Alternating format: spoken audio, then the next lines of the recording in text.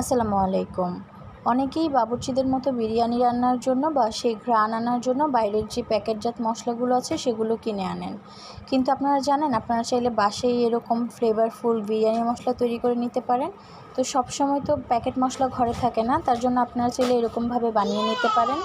আমার এই recipe follow করলে আশা করি আপনারা হুবহু দোকানের যে প্যাকেট মশলা আছে সেটার মতনই টেস্ট পাবেন। কিছু উপকরণ ঘরে থাকলে এটা বানানো খুবই সহজ। তো এখানে আমি দারচিনি, এলাচি, লং নিয়েছি, জয়ফল, জয়ত্রী, স্টার মশলা, শাহি জিরা, কালো এলাচ আর ধনিয়া। আর জিরার প্রয়োজন ছিল, কিন্তু আমার কাছে জিরা গুঁড়ো ছিল তাই আমি দিইনি। আপনারা জিরাটা নিয়ে সবগুলো একসাথে টেলে নেবেন, এরপর জাস্ট ব্লেন্ডারে ব্লেন্ড করে নেবেন। আপনারা এটা বাসায় অবশ্যই ট্রাই করবেন। বিশ্বাস করেন, এই ঘ্রাণ বাইরের দোকানের যে কোনো মশলার থেকে অনেক ভালো। আপনারা একসাথে অনেকগুলো করে এরপর যে কোনো একটা জারে এটা রেখে দিতে পারেন। আমার অল্প প্রয়োজন ছিল তাই